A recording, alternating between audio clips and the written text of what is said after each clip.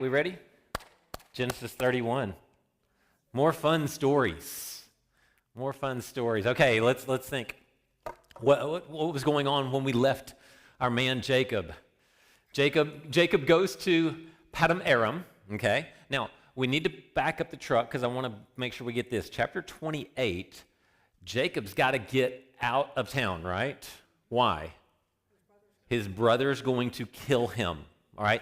He's going to comfort himself by killing his brother.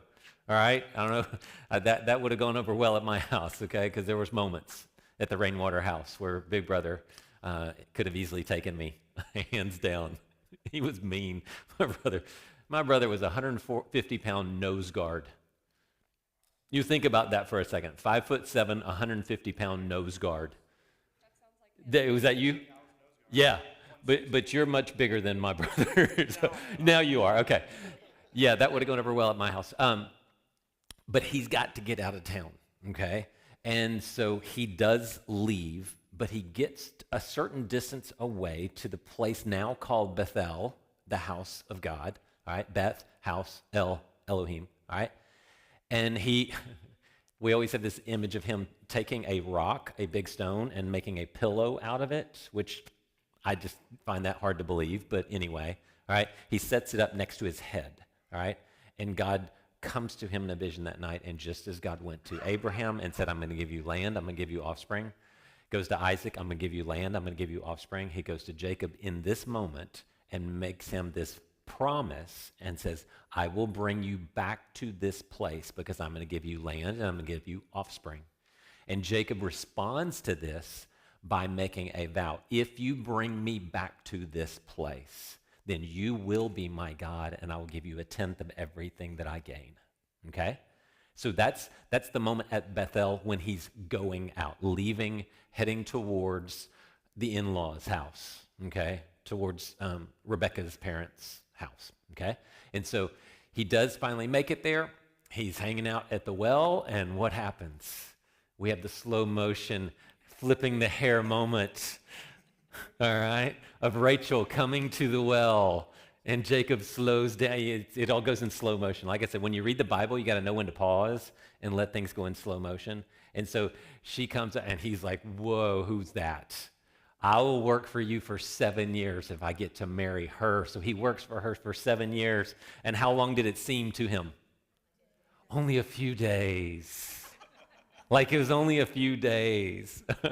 I was thinking about it. We've been here 8 years, and I was like, yep, it's just been like a few days. So, and so he gets to the wedding, and it's all a big deal, and he's getting married, and then he goes into his wedding night, and he has a great first wedding night honeymoon, if you know what I mean, and then he wakes up and rolls over, and that's not Rachel.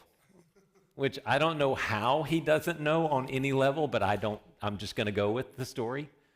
And he says, that's not fair. You deceived me, which is horribly ironic, right?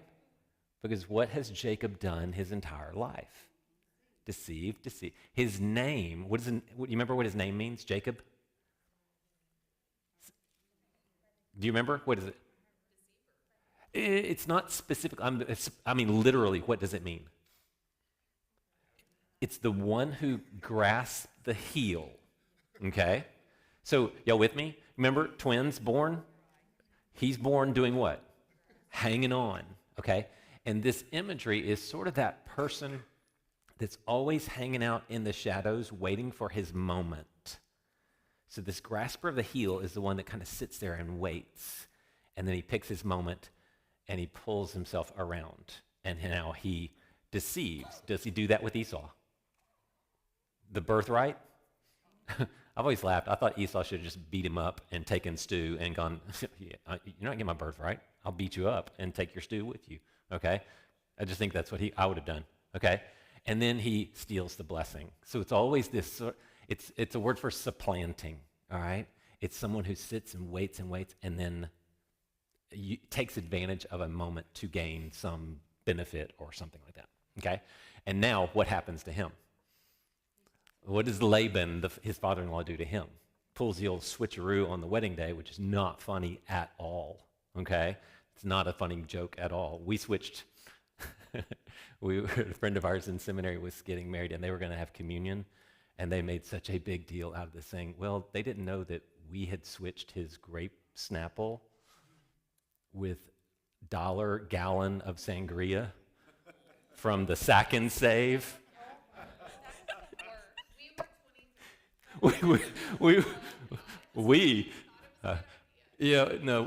Yeah. And I mean, he threw that thing back, and it was like, I can still see his face. That was so funny. I think he has, but I don't think she has. So I'm pretty sure she has not, because she just kind of went, she got it up to her lips, and that was it, and he's like throwing it back. And that was funny. This is not funny, okay? This is not funny on any level. So he makes the deal, okay, play out the honeymoon. At the end of the week, you marry Rachel, and then you work for me another 7 years, all right? After that 7 years, he says, hey, I'm out. I'm good. He goes, no.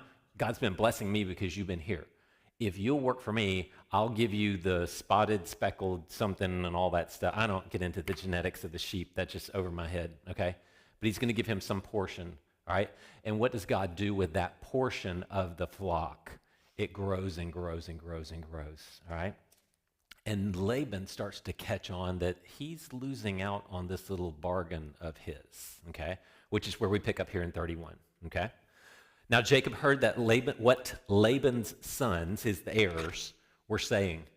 Jacob has taken all that was our father's, and has built his wealth from what belonged to our father. And Jacob saw from Laban's face that his attitude toward him was not the same as it was yesterday, is in the Septuagint, the Greek Old Testament.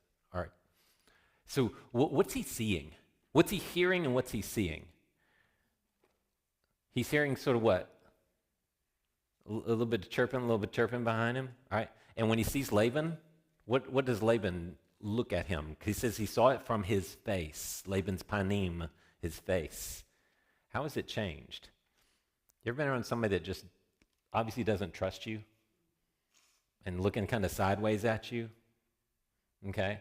And what do you need to do in this moment? You probably need to get out of there. Okay, because this probably will not end well, okay? Because he's been doing what to Laban? True to his namesake. He's been deceiving him by manipulating all the genetics of whatever and all the, I don't know, whatever the heat stuff going on in chapter 30 was, all right? And so he's like, let's go, we got to go. 3, then the Lord, Yahweh, said to him, go back to the land of your fathers and to your family, and I will be what? With you. Remember what I said? Very important, all right?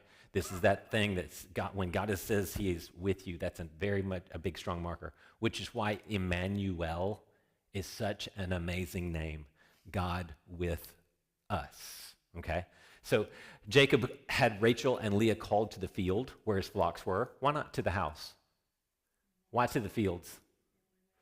Yeah, you don't want anybody here, all right? You don't go back to the house. You want to bring them out as far as they can.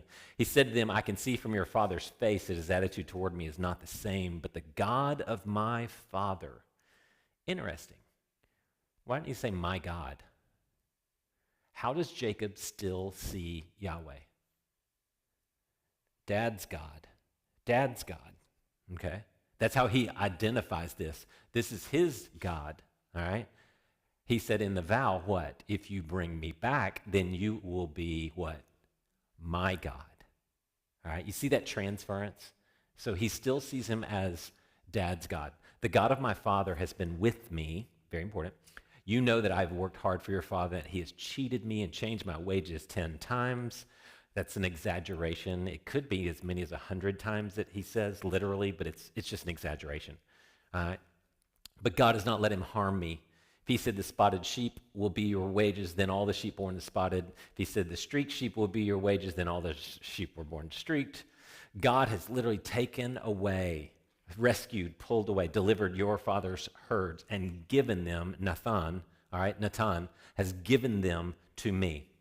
When the flocks were breeding, I saw in a dream that the streak-spotted and speckled males were mating with the females. In that dream, the angel of God said to me," he's going to blame it on the angel, all of his genetic manipulation of the herds. "Yeah, the angel of God told me to do this." You see, Jacob still hasn't really changed, all right? He's still a manipulative heel grabber, supplanter. "The angel of God said to me, 'Jacob,' and I said, 'Here I am.' And he said, 'Look up and see all the males that are mating with the flocks are streaked, spotted, and speckled. For I have seen all that Laban has been doing to you. I am the God of Bethel.'" All right? Remember? What's he saying? The God who showed up when I used the big stone as a pillow, the God I vowed that he would be my God, that's the one that showed up and told me this. "So when you poured oil in the stone marker and made a solemn vow to me, get up and leave this land and return to your native land." All right? Then Rachel and Leah answered, we don't have any more spot here. We don't have any more inheritance here. Dad's basically disowned us. I'm going to kind of gloss over this fast. Basically, the language of this is he has said, "You're no longer my child." Or you're no longer, I'll say it a different way, not "you're no longer my child," "you're no longer my responsibility." Okay? So someday when Holland gets married, I'm going to tell that fellow what? "She's all yours now, bud." All right, good luck with that. All right? All right? And this is what Court's father-in-law should have said to him. All right? You're going to give her your name. Now she's your responsibility. But they've kind of spun this in a sort of a negative light, that he doesn't really regard us this way anymore anyway. So they're all in. Last phrase on that paragraph. "So do whatever God has said to you." 17, "Then Jacob got up and put his children and wives on the camels. He took all the livestock and possessions he acquired in Padam Aram, and he drove his herds to go to the land of his father Isaac in Canaan. And when Laban had gone to shear his sheep," little intrigue, "Rachel stole kleptos," all right, the Greek kleptos, kleptomania, "stole her father's household idols. And Jacob deceived Laban the Aramean, not telling him that he was fleeing." Now this word here for deceived is not so much tricked or deceived or supplanted or grabbed the heel or anything like that. It's literally mean he kept it within his heart. Okay? In the Greek, it's cryptic. All right? Something that's cryptic is what? It's hidden. It's you can't see it right off. Okay? So he said he kept this to himself. Now, why is he doing that? Why didn't he go to Laban and go, "Hey, just want to let you know, we're taking off. It's been real. We're heading back to the house"? He doesn't want him to know this, all right? Because he knows what? I've taken a lot of his stuff. I've taken a lot of his possessions, and all of your sons, your heirs, are not just going to let me leave, at least not with all my stuff. Okay? So he kept it cryptic. So that word in 20, "and Jacob deceived Laban the Aramean," you can kind of put one line through it. Don't put two lines through it. Just put one line through it. That he kept from him. All right? He kept it from him. 21, "He fled with all his possessions, crossed the Euphrates River, and headed for the hill country of Gilead." Okay? Now, when we think Gilead, okay, so we've got Sea of Galilee. We got the Jordan River, all right, and then we've got the Dead Sea. You got Jerusalem right in the middle, okay? Now, on the Jerusalem side, that's proper Israel today. On the other side of the Jordan, is that right for y'all? On this side of the Jordan. So Jordan River here, on this side, the eastern side, that's the land of Gilead, okay? So he makes it all the way from kind of Iraq, crossing the Euphrates River, and gets right there to the Jordan, about to cross the Jordan River, when Laban catches up with him, okay? In 22, it says, "On the third day, Laban was told Jacob had fled," which is interesting because it took him 3 days to figure out that his son-in-law had left with all the kids in tow. And I was like, house sure is quiet. Wonder what's going on. All right, 12 little rugrats running around. Third day, somebody tried to explain that this is part of the ascension of Christ and the resurrection of Christ. I was like, just because it says third day doesn't mean it has something to do with the resurrection of Christ. Sometimes it's just, it was the third day. That's all, okay? Just don't be that person, all right? On the third day, Laban was told that Jacob had fled, so he took his relatives, basically his sons, with him, pursued Jacob for 7 days, and overtook him at Mount Gilead. But God, this is fun. But God came to Laban the Aramean in a dream at night. Watch yourself. Now imagine you're sleeping and you're chasing down your son-in-law to say goodbye. Why is he chasing him down? To get his stuff back? To get a little payback? Did he have good intentions or bad? Let's just ask it that way. Yeah, this is not good, okay? So he chases him down, and God, the creator of the universe, shows up in your dream and says, watch yourself. Now, have you ever told anybody, watch yourself? Teaching school, Jeannie, you ever pull that on somebody and go, Dowdy, watch yourself. You better be careful of that next word. That could cost you a whole lot of demerits. Could cost you a lot right there. All right? You just warn people, hey, just watch yourself. All right? It literally means to guard yourself, philasso in the Greek. In the story in Philippi when Paul and Silas are singing, the jailer is called the philasso, the one who guards or jails. So watch yourself. Don't say anything to Jacob, either good or bad. Don't even say a word to him. Do not say a word to him. All right? You think he's going to obey? He is mad. But God just showed up in your dream. What do you do with that?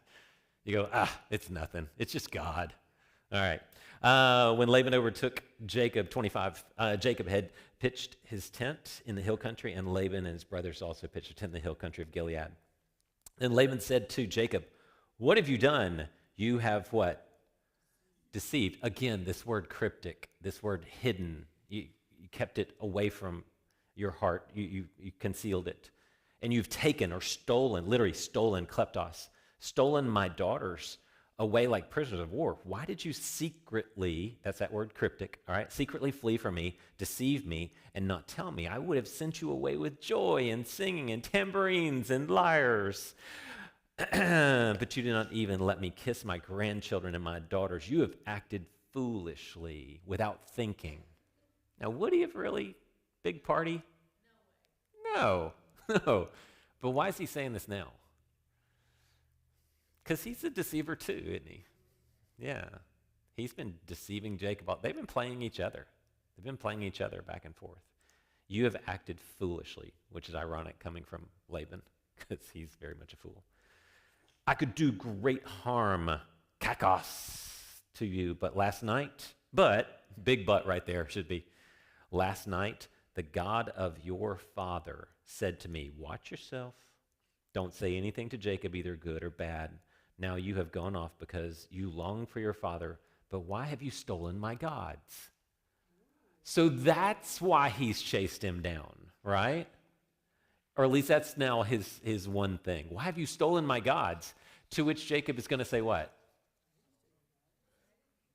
I don't know what you're talking about, right? So he says, Jacob answered, I was afraid, for I thought you would take your daughters and move me by force. Now, he's not talking about the gods right here. He's usually talking about why I left. If you find find your gods with anyone here, he will not live before our relatives point out anything that is yours and take it. Now, again, do you think Jacob would have said, if you find anything, you kill whoever took it? Because who took it? Or took them? Rachel. Is he going to be that cavalier with the life of Rachel? No. I mean, that's the only thing Jacob loves. Literally, the only thing Jacob loves in this entire world is Rachel. And now Joseph, that he has Joseph. So he has no idea. But Jacob did not know that Rachel had stolen the idols. So Laban went into Jacob's tent, then Leah's tent, and then to the tents of the two female slaves, but he found nothing. Then he left Leah's tent and entered Rachel's. Now Rachel had taken Laban's household idols, put them in a saddlebag of the camel, and sat on them. I don't even begin to think what's going on here, because we have no idea. Laban searched the whole tent but found nothing.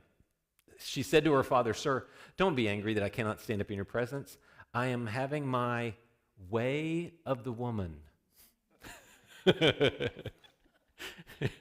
Now, I understand most of your translations will translate that period or something to that effect. But in the literal Hebrew here, it is the Derek Isha, all right, which means the Derek Isha, the way of the woman, okay? Now, you do need to understand it's not just a convenience thing. This would be an impurity thing, and so it would be totally excused to go about this way, and so it's okay. So Laban searched but could not find his household idols. Then Jacob became incensed and brought charges against Laban. What just happened? He said, I could have done all this harm to you, but you just ran off, and now Jacob's on the defensive. Now he's gone and looked everywhere for his little household idols, and now Jacob feels like what? All right, been looking around, been making all these accusations. Now it's my turn to make some accusations here. And he became incensed. All right, it's the word wrath, and brought charges against Laban. What is my crime, he said to Laban. What's my sin that you have pursued me, Dioko, chased me down? You've searched all my possessions. Have you found anything of yours? Put it here before my relatives and yours, and let them decide between the two of us. I've been with you these 20 years. Your ewes and female goats have not miscarried. I've not eaten the rams from your flock. I did not bring you any of the flock torn by wild beasts. I myself bore the loss of those. You demanded payment from me for what was stolen day by day or by night. There I was, the heat consumed me by day and the frost by night, and sleep fled from my eyes. For 20 years I have worked for your household, 14 for your daughter, 2 daughters, not that I'm counting, and 6 for your flocks, and you have changed my wages 10 times. Again, that's an exaggeration. If the God of my father, the God of Abraham, the fear of Isaac. That's a cool name for God. I like that name. So now, from now on, we'll pray to the fear. We call on the fear of Isaac. I like that name. Had not been with me. If the God of my father, the God of Abraham, the fear of Isaac, had not been with me, see that word again? Certainly now you would have sent me off empty-handed. But God has seen my affliction and my hard work, and he has issued his verdict last night. And what was that verdict? Don't even say a word to him. But did Laban obey? He said a word, and Jacob went off. All right? Then Laban answered Jacob, the daughters are my daughters, the sons are my sons, and the flocks my flocks. Everything you see is mine. Basically, he's implying all these things you've stolen. So he went away from the household idol thing, and now he's what? Circled back to but those are my daughters, and those are my grandkids, and those are this. Yeah, he's just going in circles here. Come now, let's make a covenant. Because who wants to make the covenant now?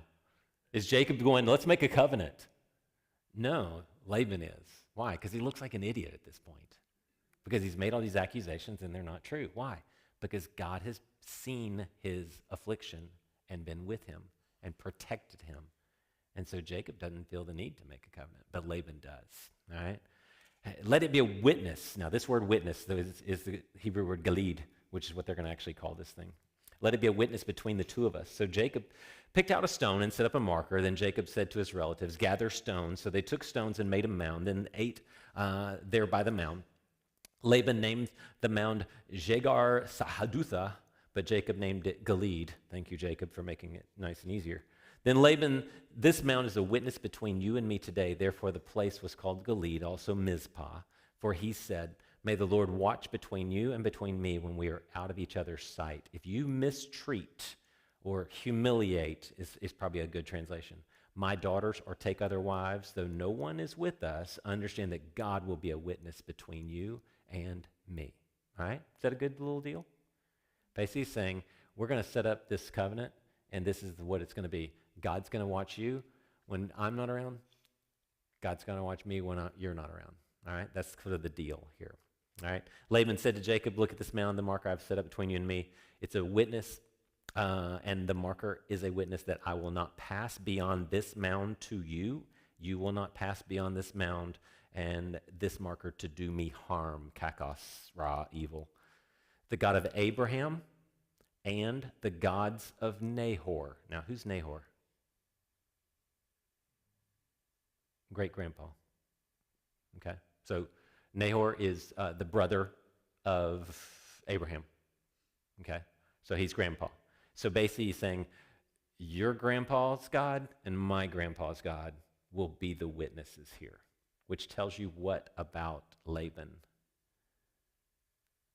If there's the God of Abraham and the God of Nahor, and they're two separate gods, what does that tell you?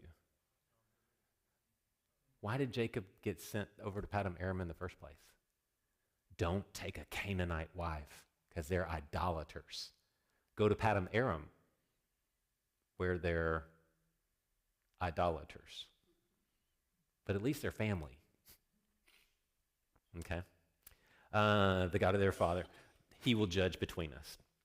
And Jacob swore by the fear of his father Isaac. Then Jacob offered sacrifice on the mountain and invited his relatives to eat a meal. So they ate the meal, spent the night on the mountain. Laban got up early in the morning, kissed his grandchildren and daughters, blessed them, and Laban headed home. Okay? Now what you've got to understand is Jacob is putting himself in a position where he's running away from danger. Everybody agree? He's running away from conflict, running away from a problem, but that's running him into something else. Now, why did he run in the first place? From Esau, who is where?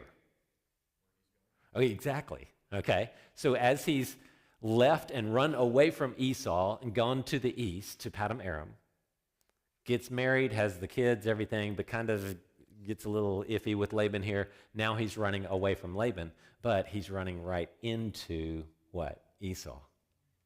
Now, any communication between the two of them over the last 20 years? Any reconciliation? Hey, just send you an email, liking you on Facebook, thought I'd friend him on Facebook, all that kind of stuff.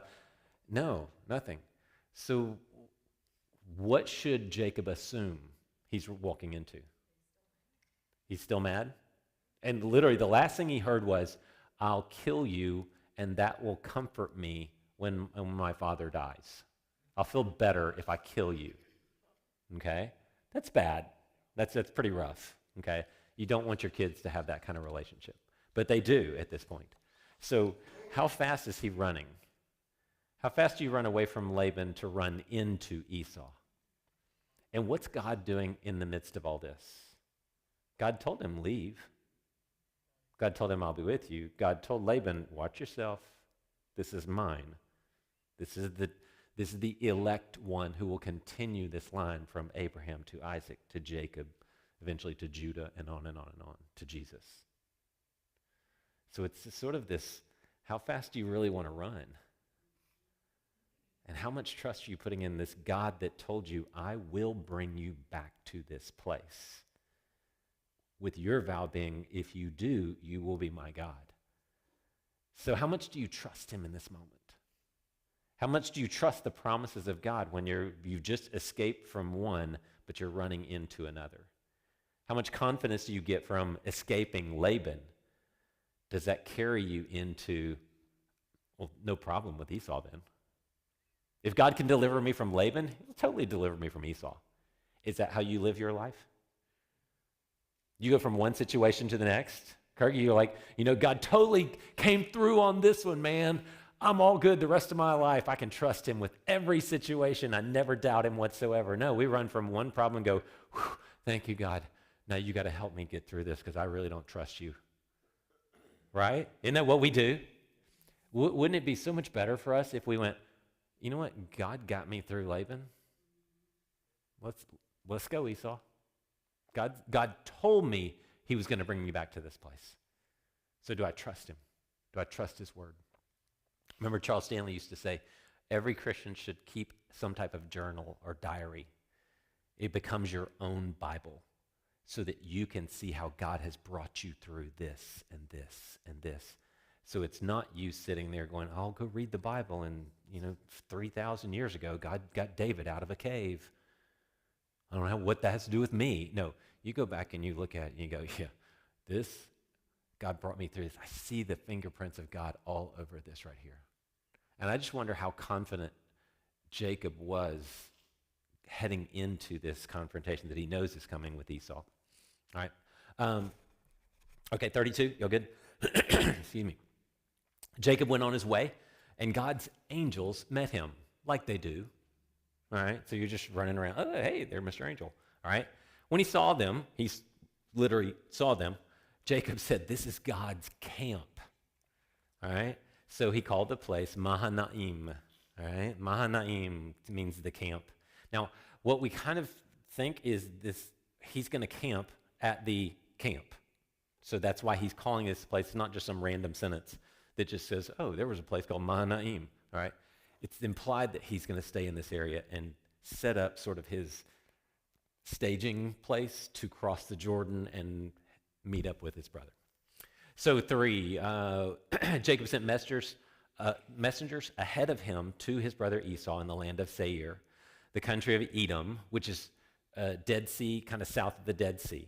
Okay, so he's going to, let me have to do this backwards. Here's the Jordan River. He's going to cross, and then Edomites are down here, okay, underneath the Red Sea. So he's going to go across. Well, his brother's coming up with 400 men here in a second, okay? 4, he commanded them, "You are to say to my brother, to my Lord Esau, my Adonai," all right? Adonai is the Lord. It's someone in position of power over you. "This is what your servant Jacob says." Now, according to the birthright and according to the blessing, he's saying that wrong, right? Now, with the birthright flipped, that flips these titles. Jacob is now the Lord, all right? And Esau is the servant. What was the promise given to Rebekah? "What's going on in my tummy, God? You got 2 nations in you, and the younger will serve. The older will serve the younger." But what is Jacob doing here? Why doesn't he say to my servant Esau, this is what his Lord Jacob says? Do you really want to say that? Yeah, because you're still scared because the last thing you heard was, "I'm going to kill him, which will make me feel better." Okay? He's sucking up to him. "I've been staying with Laban and have been delayed until now." How long has he been delayed? Yeah, 20 years. Okay, is that delayed? Yeah, I just lost track of time. We were heading back and got lost on the way. Yeah, 20 years. 5, "I have oxen," and this is the servant telling Esau this message. Jacob says to them, "I have oxen, donkey, flocks, male and female slaves. I've sent this message to inform my Lord in order to seek your favor." So be nice. Don't kill me. Please don't kill me. "When the messengers returned to Jacob, they said, 'We went to your brother Esau. He's coming to meet you, and he has 400 men with him.'" Okay, remember what I said? Learn how to stop when you're reading the Bible, because you need to stop right here, okay? Because if you just keep reading, you're going to not get the full picture. What's going through his brain when the servant comes back and says, "Oh, he's coming to meet you. You're not going to meet him. He's going to come in to meet you." And he's got how many with him? 400 men. You don't need 400 men to be at the welcome wagon, right? Help you with your luggage, that kind of thing. 400 men tells Jacob what? So once you kind of process that and kind of let that kind of sink in, now read 7. "Jacob was greatly afraid and distressed." But he's smart too, isn't he? "So he divided the people with him into 2 camps, along with the flocks, cattle, camels. He thought if Esau comes to one camp and attacks it, the remaining one can escape." All right, so what's he do? He takes his possessions, people, wives, kids, and goes, "You go that way, you go that way. If he attacks this one, you guys run. All right, you may escape." He is wily. He is very wily. He's just smart. He's very smart. All right. 9, "Then Jacob said, God of my father Abraham and God of my father Isaac, the Lord who said to me, 'You told me, go back to your land and to your family.'" Now, when did he say go back to your land and to your family? This is the beginning of chapter 31, right? Laban's face, the brothers are chirping a little bit. God said what? "Go, you're good. I got you. You go." And so Jacob prays. In verse 9, you could say, then Jacob prayed, right? Because you're saying to God, you told me to go back, and I will cause you to prosper. Anybody ever called God out on what he said? God, you told us that you will never leave us or forsake us. God, you said in your word this. I always wonder if God likes that. He's going, yeah, I did. Or if he goes, don't throw my words back at me. Your kids ever do that to you? Well, you said, I don't know. You just got to let Jacob be Jacob here, okay? 10, he's still praying. I am unworthy of all the kindness and faithfulness you have shown your servant. Indeed, I crossed first over this Jordan, and all I had with me was what? My staff. So this is him recounting the story of, I left home, crossed this Jordan. The last time I crossed this Jordan, what did I have with me? A stick. And now I have become two camps with what? Wives, children, flocks, herds, all this stuff. And what's he saying? God, you have done what? You took a boy with a stick, and now you have brought me back with all these possessions. So much so that I divided into two camps. 11, please rescue me from the hand of my brother Esau. Now, why do you ask God to rescue you? What's your thought process here? Why would you beg God, rescue me, save me? You're scared. It's not like, hey, rescue me from him coming out here and giving me a big hug and a kiss. You see what he's saying? He's scared, okay? So I always say, just be honest with God when you pray, all right? Because he knows what you're thinking anyway, all right? For I am afraid, otherwise he may come and attack me, the mothers and the children. You have said, I will cause you to prosper, and I will make your offspring like the sand of the sea, which cannot be counted. And how could they count at this point? Yeah, 1, 2, 3, 4, 5, 6, 7, 8, 9, 10, 11. That's all. And what's he saying? God, you said my descendants would be as much as the dust of the earth. That's literally what it said. When? Back at Bethel. Before he ever crossed the Jordan for the first time. And so what's he saying? God, you promised. Now, does he find comfort in this, or is he just manipulating? Is he trying to, twist God's arm, or is he saying this, trying to give himself the courage to go forward? Which do you think? Come on. That was not a either or. The latter? Trying to kind of build up his own? Okay. I would think so. I think that the escape from Laban gave him that confidence. I mean, every success builds up that confidence of what God said. When God proves himself to us over and over and over again, you would think we would gain confidence from that. And not be, God, you promised, and I'm going to hold you to this, and I'm going to twist your arm. We would say, you know what, God, you told me this, and it's come true. You told me this, and now you've told me there's more to come, and I'm going to trust you for this because I'm scared. Isn't it cool that he admits he's scared? How do you think God took that? Why are you scared? You shouldn't be scared. I'm going to trust. God goes, I know. Because the last thing you heard from your brother was what? I'm going to kill you, and that'll make me feel better. All right? Of course you do, which is why we work. It's like prosperity gospel. He has not said, he's going to chase me because I deserve it. Like, I'm scared of him because I deserve to be Yeah. scared of him. Like, Yeah. I did something terribly wrong. I am so sorry. He's like, I want to do whatever I want to do, but you're gonna keep all your promises. Yeah, you But promised me, right? whatever I want to do. I don't like that. I don't like his attitude and lack of, like, being sorry what he did to Esau. Yeah, he doesn't have any regrets. He regrets he got caught, and he regrets he may get killed. Yeah. Yeah. Okay. All right. That works. 13. He spent the night there and took part of what he had brought with him as a gift. We'll look at this word on Sunday, a dorea, a gift, a free gift, something that's just given, right? For his brother Esau, you can see the gift here, 200 female goats, wonderful gift, 20 male goats, 200 ewe lambs, female lambs, little girl lambs, 20 rams, 30 milk camels, with their young, all right? 40 cows, that would come in handy. 10 bulls, 20 female donkeys, and 10 male donkeys, in case you're wondering what to give somebody for Christmas this year. It's a wonderful gift, a wonderful dorea, all right? 16, he entrusted them or gave them over to his slaves as separate herds and said to them, go on ahead of me and leave some distance between the herds. So basically, he's a staggering gift here. Now, oh, you thought that was good. Now we got even more coming at you.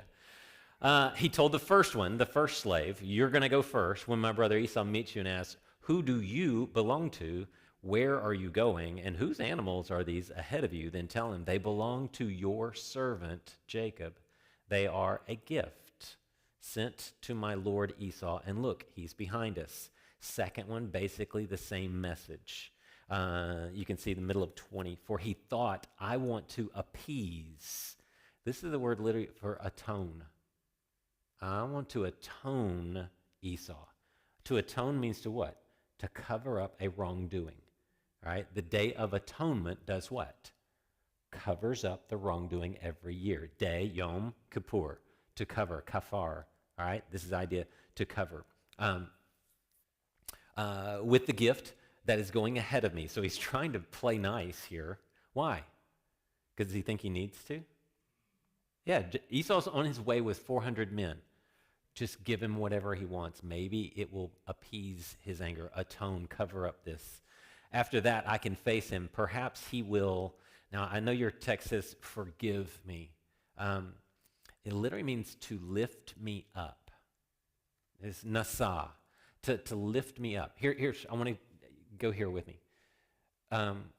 When Lot is in Sodom and Gomorrah, God is going to destroy it. And God does what with Lot? He sends the angel in there to do what? Get him out. Lift him out. To remove him from harm. Okay, everybody see this? This is where he's kind of going with this. I want you to lift me out and not destroy me in your anger. All right?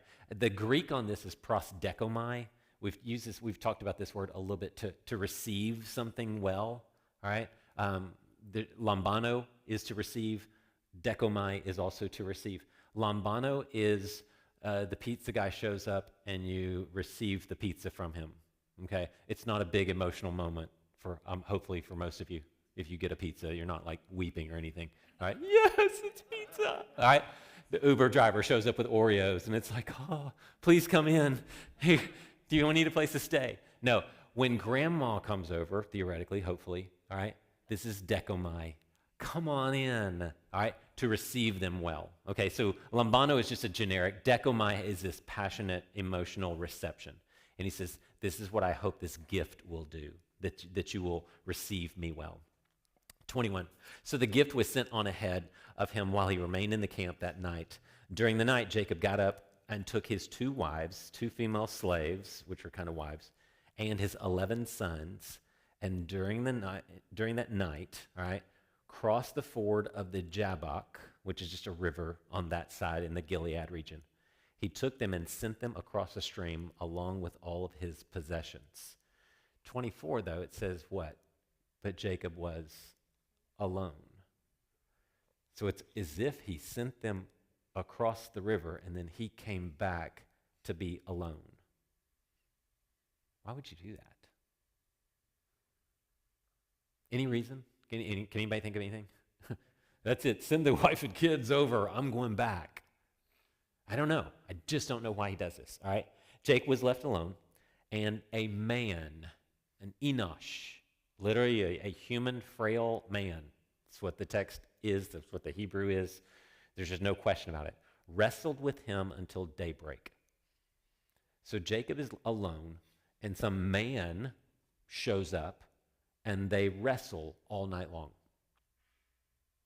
It's a weird story, okay? I'm just telling you. When the man saw that he could not defeat, could not prevail, did not have the strength, the dunamis, the power, the ability, was not able to defeat him, he struck, touched with force Jacob's hip socket as they wrestled and dislocated his hip. Now, That's a pretty bold move right there. I don't know if anybody does jujitsu. Trey, you do a little bit of that stuff. Anybody ever jammed your hip out of place? I mean, that's pretty cool. Boop. All right. Then he said to Jacob, "Let me go, for it is daybreak." Now, isn't he wrestling with God here? Isn't that what we've always heard, or we're going to hear in just a second, that he wrestled with God, but God was not able, that God was described as a man, and God is saying, "Let me go"? I don't think God has to ask, right? For it is daybreak. But Jacob said, "I will not let you go unless you bless me." "What is your name?" the man asked. "Jacob," he replied. "Your name is no longer going to be Jacob. You will no longer be called the heel grabber, the supplanter, the deceiver, the trickster, the one who just waits for the opportune moment to overcome his enemies." He said, "It will be Israel, because you have struggled with God and with men and have prevailed." Now, does that say you have just now struggled with God in this moment? Or has he been struggling with God for the last 40-something years? You see that? But see, a lot of times what we do with this verse is what? Oh, see, he wrestled with God. Now, he's been wrestling with God for a long time. What about with men? Has he been wrestling with men for just a short time? Just that night? No, this little moment is almost like a little microcosm of his life. He's been wrestling with every single person he encounters his entire life, right? True? A dad that favors the other one, a mom that favors him too much, a brother that's a rival, a father-in-law that wants to cheat him, wives that can't get along, sister wives that can't get along. Wages changed all the time. He gets away from the one, now he runs into the other. You've been wrestling your entire life, all right? But he will be called Israel, because you have struggled with God and man and have prevailed. You have conquered. You have been unconquered, if you want to put it that way. And Israel comes from the word Sarah and the word Elohim. Sarah, Elohim, Israel. Okay? So if you ever wondered why they're called Israel, you know. All right? Then Jacob asked, "Please tell me your name." But he answered, "Why do you ask my name?" And he blessed him there. And Jacob named the place Peniel. Peniel. All right? The Hebrew word for face is panim. All right? So this is sort of a little derivation of that word. "For I have seen God face to face," he said, "and have been delivered," rescued, saved. "The sun shone on him as he passed by Penuel," same word, Peniel, Penuel, "limping because of his hip. That is why to this day the Israelites don't eat the thigh muscle that is at the hip socket, because he struck Jacob's hip socket at the thigh muscle," in case you're wondering why the Israelites don't eat the hip muscle. All right? 33, very quickly, we can do this. "Jacob looked up, saw Esau coming with 400 men." Pause, right? You got to pause right there. "So he divided the children among Leah and Rachel and the two female slaves, Zilpah and Bilhah. He put the female slaves and the children first," like you do. Why? I'm going to be first, but I got the slaves and their kids right behind me. Then, who? Leah, because she's the oldest, right? Yeah, that's why. All right?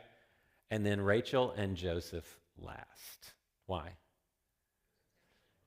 See, this is gonna blow some of your minds. You've never understood why Joseph gets the coat of many colors, why he's the favorite son, why he's all this time. And it's because Rachel is his mom. And Jacob only sees Rachel as his wife, and therefore only sees Joseph as what?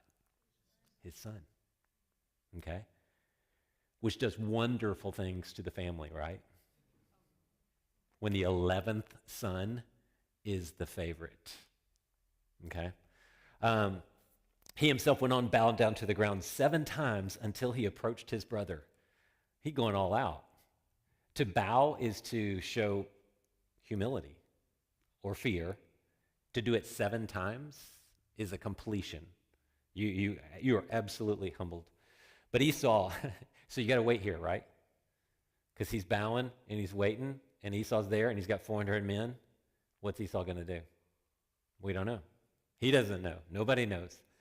But Esau ran to meet him. We feel better now? When your enemy, the one to kill you, starts running at you, do you go, oh, this is going to be such a cool moment? And you're still waiting because you don't know. So hugged him. Are we feeling better now? Yeah, but that hug can quickly turn into like a figure four leg lock off the top rope smash with the elbow, right? Anyway, threw his arms around him and kissed him. Then they wept. Because you know when that tension breaks, so do the tears, man. Doesn't it? The tension breaks and they just wept. When Esau looked up and saw the women and children, he asked, who are these? Kind of like what we say to people, man, what in the world? Somebody married you? All right, they're brothers. They're going to razz each other a little bit. Who are these? He answered, the children God has graciously given your servant. And then the female slaves and their children approached him and bowed down. Leah and her children approached and bowed down. And then Joseph and Rachel approached and bowed down. Did you notice that change? Rachel and Joseph were in the back of the line, but Joseph and Rachel bowed down. Now, order is important, okay? So when we switch here, it's going to start to accentuate the privileged position of Joseph in the story. And not just, it was Rachel and her kid, Joseph. Joseph now takes a more prominent role. Okay, I just want to point that out so you see it, so you know what they're doing. 8, so Esau said, what do you mean by this whole procession I'm at, this gift thing that you gave me? I just did to find favor, grace with you, Lord, my Lord. I have enough, my brother. Esau replied, keep what you have. What in the world has happened? Is this just surreal?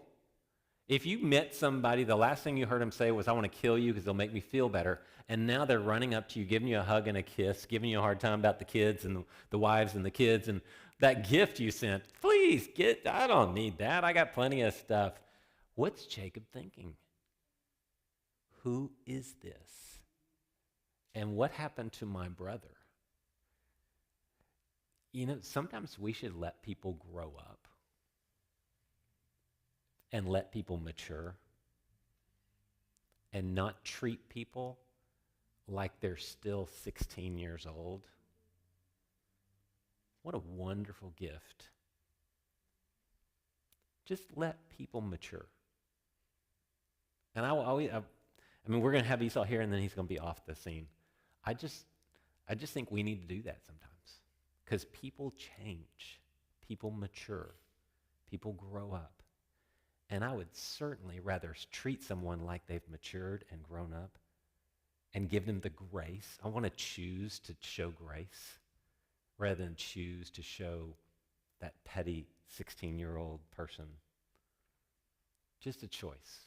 It is absolutely a choice. You know what? If you're wrong and they are still the same person, you can always walk away. But choose to show grace. Just a cool moment right here. Let's see, 10. But Jacob said, no, please, if I found favor with you, then take the gift from my hand, for indeed I've seen your face, and it is like seeing God's face since you have accepted me. Which is an ironic statement, which is a really cool statement. Why? Because what happened about 12 hours earlier? He fought with this man, and he said what? I have gone face to face with God. And now 12 hours later, Esau's there, and he's like, it's like seeing the face of God. To which Esau probably went, well, that's a cute little euphemism. And Jacob's going, no, seriously. 12 hours ago, I was staring at the face of God and lived. And now I'm seeing it in you. And to be able to recognize the face of God in other people is a really, really amazing gift that we should aspire to find. All right? Please take my present that I brought to you because God has been gracious to me and I have everything I need. So Jacob urged him until he accepted. And then they went on their way. And it finishes with verse 20. And as he made it home, he gets to Shechem, which is a whole different sermon we'll get to after the holidays. He set up an altar there and called it God, the God of Israel. Now think about that. He doesn't say the God, the God of my father Abraham. He says, this is God, Elohim, the Elohim of Israel. Who's Israel? One person. Right now, it's one, in this story, it's one person. Why? Because what did he make a vow to do? If you bring me back, you will not be my father's God or my father's fear anymore. You'll be my God. So he sets this up and calls it God, the God of me. My God.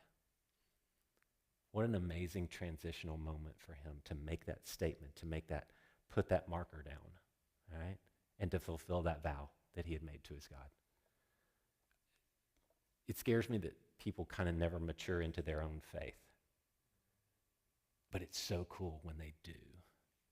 It's so cool when those kids are in there learning right now, when they break away, when I get to see it in my own kids.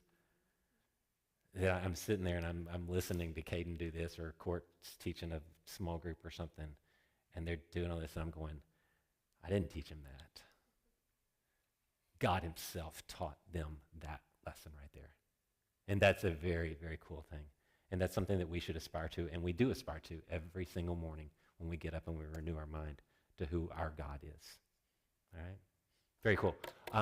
We'll take off probably 3 weeks to let everybody get back in the groove in January. So just stay with us and we'll let everybody know what to do. Yes, ma'am. I was just going to mention that Jacob Stone Okay. that he sleeps on. Yeah. It's in Edinburgh, Well, Scotland. well, of course it is, because somebody picked it up Yes. and pulled it over there. So it's in England for a while, and Queen Elizabeth, if you'll look at her coronation under her throne, that stone is there. Well, I'm sure it is. Yes, it is. And then England says, okay, we knew Scotland, we knew it belonged to you, so they gave the stone back to Scotland. And it's in that castle, and if you tour, you go and you go see the stone.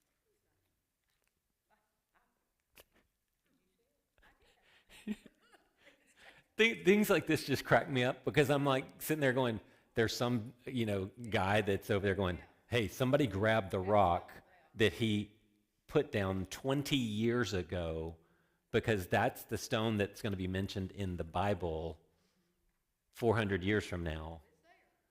I'm sure it is. On the tour in Israel where Jesus stumbled and fell and he had to give the cross away, has a handprint in that stone, and it's there, and it's Jesus' handprint, and they will show it to you. Yeah.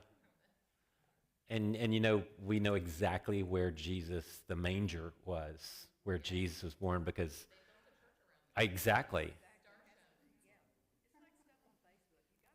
You have to. It's on Facebook. It's on the interweb, man. You got to believe it. Yeah, always take a little grain of salt. So, yeah. But it's good to know. Good to know that somebody went and picked that thing up and went, because I don't think they're supposed to move it. Well, they weren't supposed to move it, so they probably felt bad after a while. Oh, Lord, let's pray. Father God, the fear of Isaac, what a cool name that is. Father, we just ask right now that you would just continue to work in all of our hearts and minds as we read these stories, that we see your interaction with humanity, your interaction with this particular family, to bring about generation after generation, to bring about our Savior. So, Father, I just ask that you would help us to understand and know more about these stories, and to see more of your beauty, and to see more of your patience, and to see the fact that we can truly trust your promises, that they are true, and that we can rely 100% on them. So, Father, I pray as we go into this Christmas season that we would recognize all the beauty of your plan, all the beauty of just your sovereignty in all things, Father. And I thank you for this group. I thank you for these people and all they have meant to me in my life this year, and just the way you have absolutely blessed me, just with people who love me and care for me. And I pray that you would just bless them this Christmas season. And I pray all this in Jesus' name. Amen.